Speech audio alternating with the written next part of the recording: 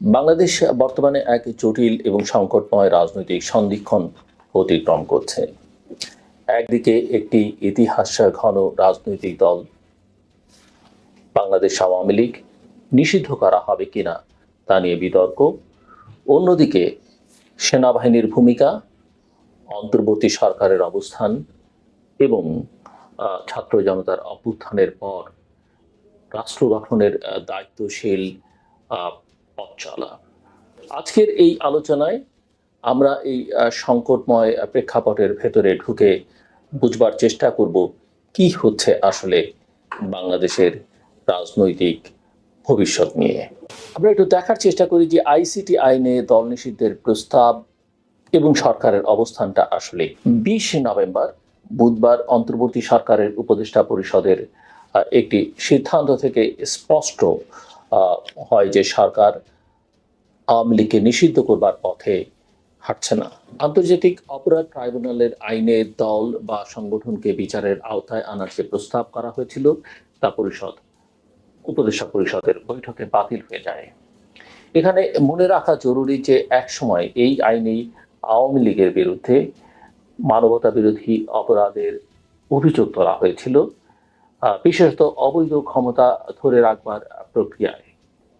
কিন্তু এখন এই আইনি ধারাটি বাদ দিয়ে সরকারের পক্ষ থেকে একটি বার্তা দেওয়া হয়েছে, নিষিদ্ধ নয়, অন্তর্ভুক্তি তাদের পথ। প্রধান উপদেষ্টা প্রফেসর ডক্টর মোহাম্মদ ইউনূসও স্পষ্টভাবে জানিয়েছেন আওয়ামী লীগকে নিষিদ্ধ করবার কোনো পরিকল্পনা সরকারের নেই। কিন্তু এই বক্তব্যের পরপরই রাজনীতিতে প্রবল আলোড়ন সৃষ্টি হয়। রিফাইন্ড আওয়ামী লীগ এবং সেনাপ্রধানকে ঘিরে যে বিতর্ক আমরা দেখলাম, সেই বিতর্ক নিয়ে আমি আগেও কথা বলেছি, আরও কিছুটা কথা আমি আপনাদের বলতে চাই। জাতীয় নাগরিক পার্টি বা এনসিপির দক্ষিণাঞ্চলীয় মুখ্য সংগঠক হাসনাত আবদুল্লাহ একটি ফেসবুক স্ট্যাটাসে দাবি করেন তাদের ক্যান্টনমেন্টের ডেকে একটি রিফাইন্ড আওয়ামী লীগ গঠনের পক্ষে অবস্থান নিতে বলা হয়। যদিও স্পষ্ট করে বলা হয়নি কারা ডেকেছিল, কিন্তু সেনাপ্রধানের সাম্প্রতিক বক্তব্য ইনক্লুসিভ নির্বাচন চাই, এই ঘটনার প্রেক্ষাপটে অনেকেই তাকে সংযুক্ত করছেন। সেই রাতেই উপদেষ্টা আসিফ মাহমুদ একটি ভিডিও বার্তা দেন এবং তার সেই ভিডিও বক্তব্য ভাইরাল হয়, যেখানে তিনি বলেন সেনাপ্রধান নোবেলজয়ী মোহাম্মদ ইউনূসকে প্রধান উপদেষ্টা হিসেবে নিতে আপত্তি জানিয়েছিলেন এবং শেষ মুহূর্তে বুকের উপর পাথর চাপা দিয়ে সিদ্ধান্ত মেনে নেন। আসিফ মাহমুদ সেনাপ্রধানের এই বক্তব্য জনসম্মুখে হাজির করেন।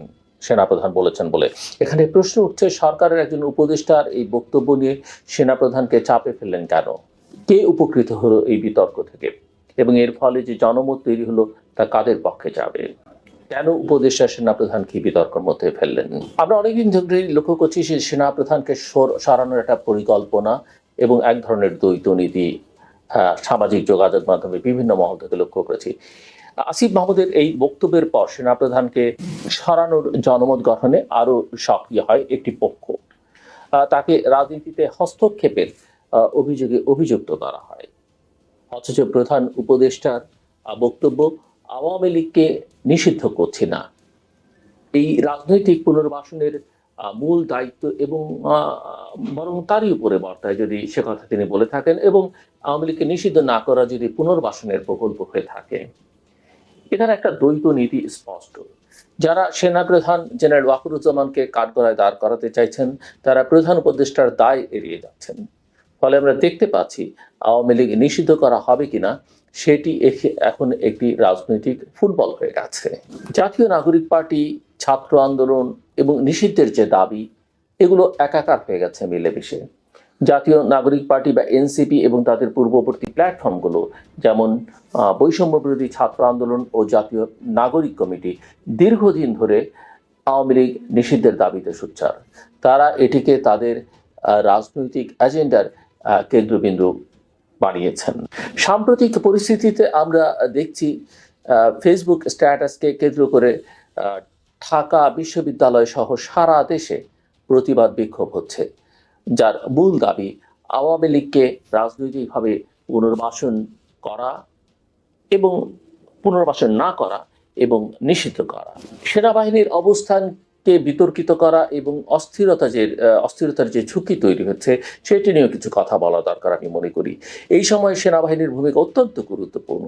শেখ হাসিনার পতনের পর সেনাবাহিনী দৃশ্যত স্থিতিশীল অবস্থানে আছে এবং গণতান্ত্রিক উত্তরণে একটি সময়সীমার পক্ষে অবস্থান নিয়েছে। তবে বাস্তবতা হলো বর্তমান অস্থির পরিস্থিতিতে সেনাবাহিনীকে অতিরিক্ত দায়িত্ব দেওয়া হয়েছে, কিন্তু সংখ্যার বিচারে প্রশাসনিক কাঠামোর দুর্বলতায় তারা সর্বত্র কার্যকরভাবে কাজ করতে পারছে না এবং যে দায়িত্ব দেওয়া হচ্ছে সে ঠিক আসলে তাদের মূল দায়িত্ব নয়। এদিকে পুলিশ বাহিনীর মনোবল এখনো পর্যন্ত দুর্বল। প্রশাসনিক অসহযোগিতার অভিযোগ রয়েছে, ফলে আইন শৃঙ্খলা পরিস্থিতির উন্নয়নে সেনাবাহিনী, পুলিশ এবং সাধারণ জনগণের মধ্যে সমন্বয় অত্যন্ত জরুরি। নির্বাচন ও সংস্কার বিতর্ক, এই বিতর্ক কিন্তু